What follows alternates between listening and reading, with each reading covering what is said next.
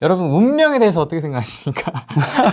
저 약간 이런 거 좀 관심이 많아가지고. 네. 인트로 되게 무섭네요. 운명에 대해서 어떻게 할까. 입문자용 책 같은 거 있잖아요. 대중서. 그런 것도 좀 뭐 이렇게 보고, 팔자 안에 제가 화의 기운이 3개가 있고, 네. 뭐 이런 거 있잖아요. 네. 막 그런 것도 좀 공부해보고 막 그랬거든요. 대단한 셀럽이십니다. 유재석하고 방송하신 분이세요.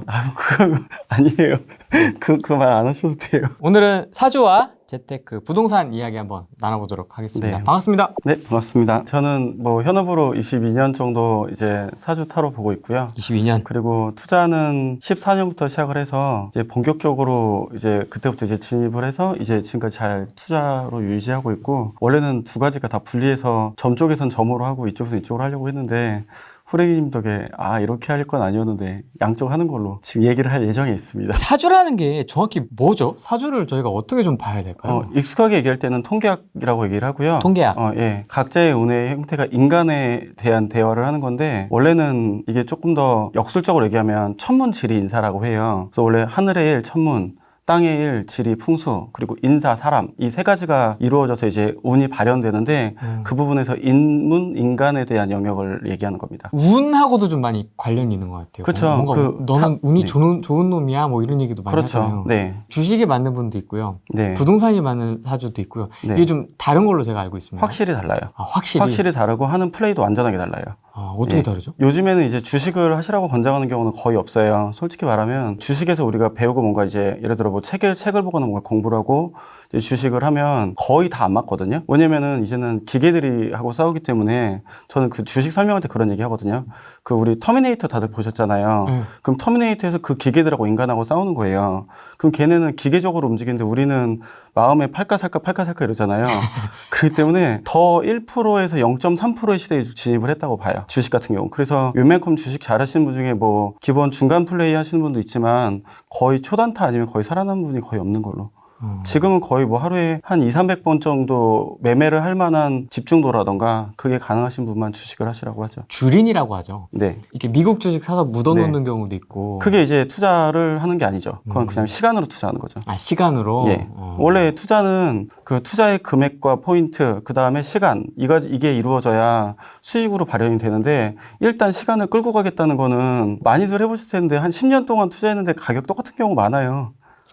네, 맞습니다. 네, 그러니까 그거를 이제 우리가 환차손과 이런 것들을 감안을 해서 미국 주식으로 바꿔서 넣는 건데, 그거는 지금 구간 같은 때는 뭐 나쁘지 않은 플레이어라 보긴 하는데, 네. 전체적으로 봤을 때는 어차피 그런 특정 스타일에 기인한다고 봐요. 그러니까 약간 시간에 기대는 거는 리스크 레버리지를 줄여준다는 얘기도 하는데, 반대로 말하면은 뭘 안 하겠다는 뜻이거든요. 묻어놔 이런 그렇죠. 표현이죠. 묻어놔의 또 다른 뜻은 그냥 생각 없이 하겠다는 걸로 저는 생각을 해요. 솔직히 말하면. 왜냐면은 주식 주변에 이제 뭐 몇백억이든 몇십억이든 주식하는 분들 보시면 하루 종일 주식 보고 있는데 해외고 한국이건 상관없이 봐요. 근데 그 시간의 밀도가 진짜 하루에 200~300번 매수 안 한다면 혹은 그렇게 집중할 수 있고 그 상태로 수익이 날 때까지 버티는 사람이 저는 이기는 게 주식 시장이라고 봐요. 그러면 어떤 사주나 어떤 기운을 갖고 있는 분들이 부동산이 잘 맞으세요? 이게 돈을 벌 때 이제 또 몇 가지가 있는데, 하나는 이제 우리 월급처럼 그냥 꾸준하게 버는 경우, 그 다음에 자산으로 버는 경우가 이 2가지가 있다고 보면요. 예. 자산으로 버는 구조들의 사주들이 부동산 쪽에 훨씬 더 쉽게 다가와요. 이게 사업처럼 일하시는 분들은 주식이 좀 더 쉽고요. 예를 들어 사업은 예를 들어 제가 치킨 장사한다 치면 오늘은 뭐 10마리 팔 수도 있고 내일은 100마리 팔 수도 있잖아요. 예. 주식도 그렇거든요. 10마리 팔고 100마리 팔고 못 파는 날도 있고 왔다 갔다 하니까 이런 변동성이 되는 주식의 형태를 가는 분이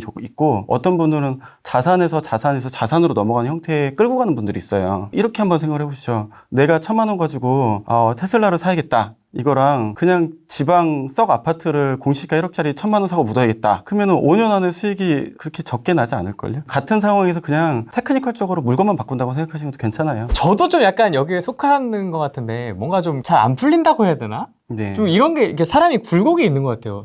그렇죠. 부동산도 사이클이 네. 있듯이 사람의 어떤 이 네. 흥망성쇠도 네. 사이클이 있는 것 같습니다. 네. 부동산으로 따지면 이제 이런 종류들의 사람들이 있잖아요. 어떤 분은 강의로만 먹고 사는 분이 있고, 어떤 분은 방송으로 먹고 사시는 이렇게 훌륭하신 분도 있고, 어떤 분은 그 싼 것만 찾아다니는 분이 있고, 어떤 분은 큰 것만 하는 분이 있고, 어떤 분은 상가만 하는 분이 있고, 어떤 분은 건물을 하는 분이 있고, 네. 이게 다 각자 사주세요. 이거 자체가. 그러면은 제일 먼저 제가 말씀드리는 거는, 너는 이런 쪽이 좀 더 수월하다예요.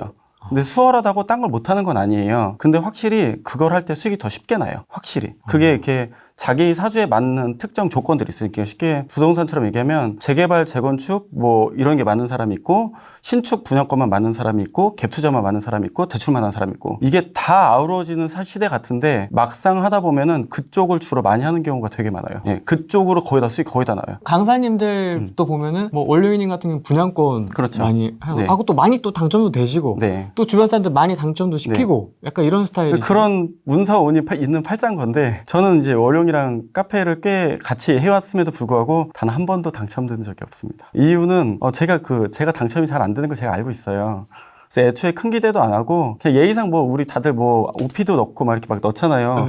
넣긴 다 넣어요. 근데 기대도 안 하고 당첨자도 솔직히 그냥 뭐 바로 12시든 바로 뭐 이것도 아니고 그냥 이때쯤 그냥 뭐 봤는데 뭐 당연히 될 리가 없고 그러느니 그냥 그 500만 원 묵혀두느니 그걸로 썩비를 하나 사는 게 더 낫죠. 그냥 마인드가 이미 그래요. 그리고 사야겠다. 그럼 그냥 피 주고 사는 거고 쇼피 사고.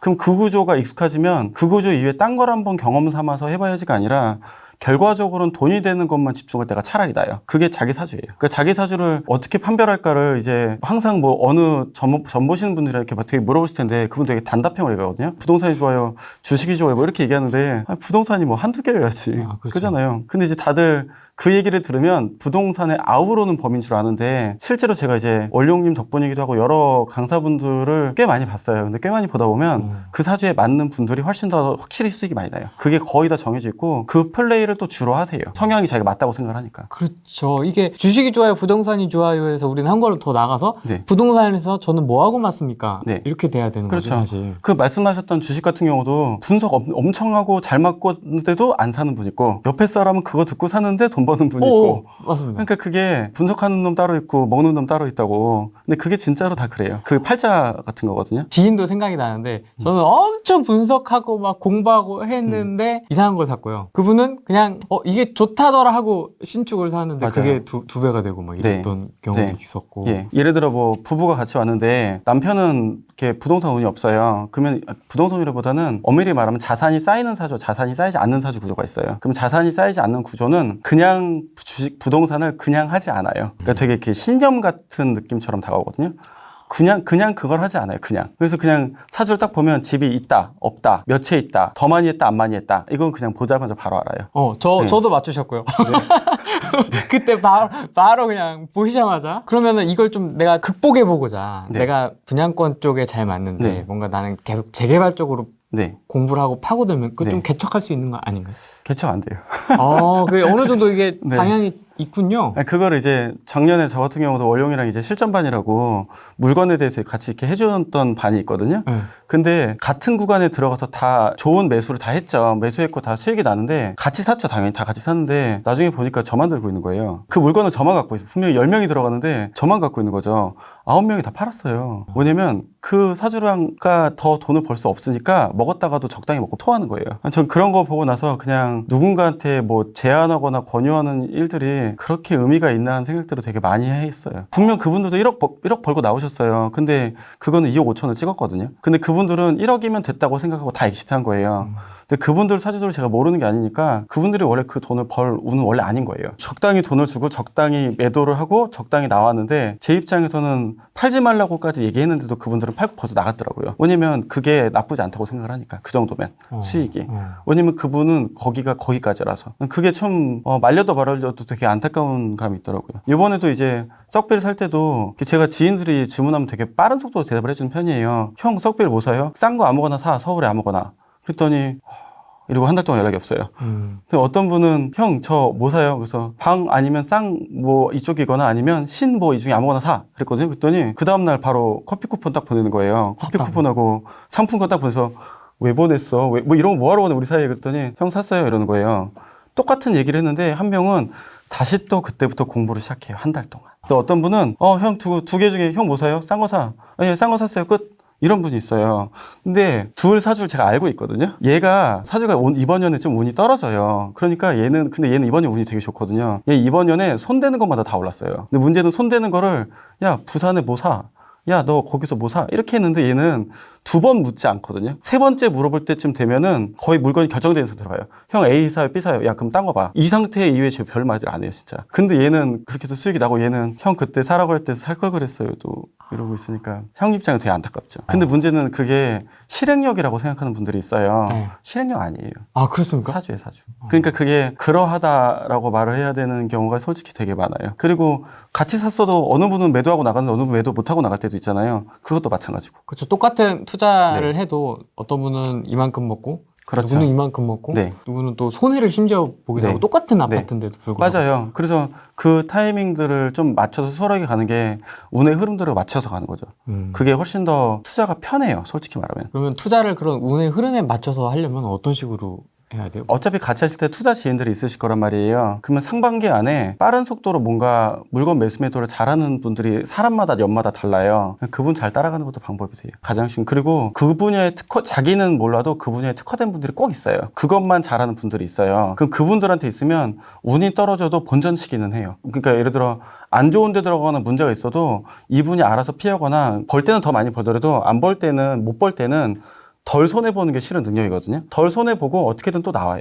그런 기본 마인드가 있으신 분들하고 다니시면 실수를 많이 줄일 수 있죠. 정해진 운의 선택은 내가 해요. 그러니까 예를 들어서 저와 똑같은 생년월일시의 사람을 제가 3명 알고 있어요. 그럴 수 있겠다. 맞다. 3명은 심지어 알고 있고 심지어 연락도 하고 있거든요. 근데 어떻게 하세요? 네? 어떻게 연결되시죠? 손님을 많이 보니까요. 그 손님을 많이 보니까 저랑 똑같은 생년월일의 여자도 알고 있고 저랑 똑같은 생년월일의 남자도 알고 있어요. 근데 저는 지금 이렇게 점을 보지만 실제로는 투자를 메인으로 하고 있는, 이제 메인으로 바뀌었죠. 운이 바뀌어서 투자를 메인으로 하고 있는데 저랑 똑같은 생년월일 분은 현재 삼성전자 다녀요. 임대아파트 살아요. 그리고 한 분은 IT 프로그래머인데 자영업자 하고 있어요. 보면은 3명이 먹고 사는데 그렇게 또 엄청 문제가 있는 현재 상태는 아니에요.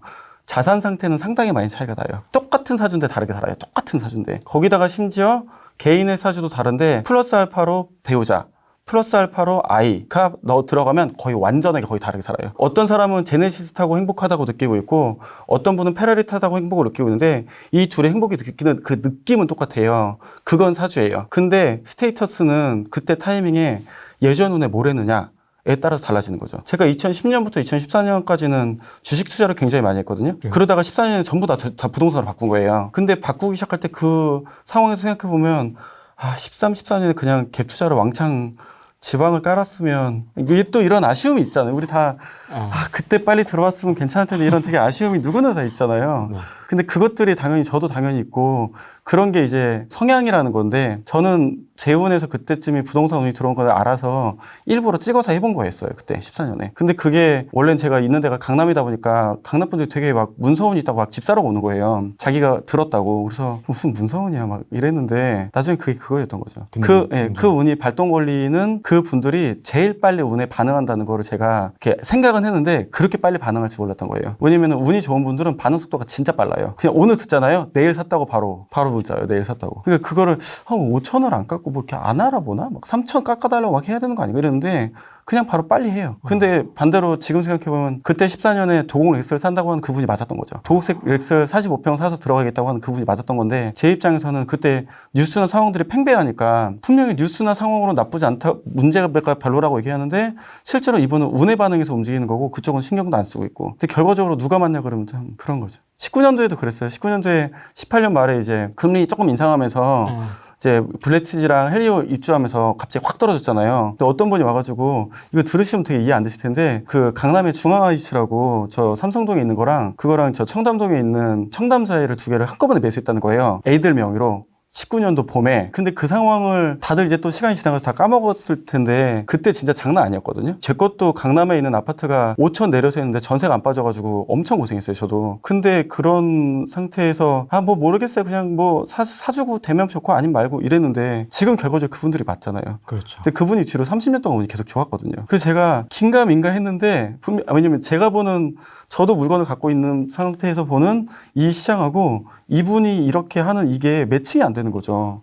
그 세금 어떻게 하려고 그러면 그냥 뭐 증여했으니까 다 끌고 가겠지 뭐 이렇게 얘기하니까. 근데 결과적으로 운이 좋은 사람을 따라가는 게 맞다. 아니 그럼 대표님은 왜 주식에서 부동산으로 바꾸셨어요? 주식은 10번 잘해도 한 번 실수하면 끝나는 거예요. 부동산은 10번 잘하고 한 번 실수하면 그냥 양도차손 하면 돼요.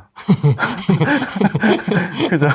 네. 떨구면 되죠. 그죠? 그런 방법인데 주식은 그냥 짤이 없으니까. 제가 주식인데도 선물 옵션 했기 때문에 그냥 한 번 틀리면 그냥 죽는 거예요. 그냥. 해지를 하더라도 손해가 퍼센티지로 까이니까. 그래서 제 입장에서는 잘하는 게 중요한 게 아니라 지키는 게 더 중요하다. 그럼 훨씬 더 안정적인 그런 시스템을 갖춘 투자하는 데가 어디냐의 관점으로서 부동산으로 넘어오게 된 거죠.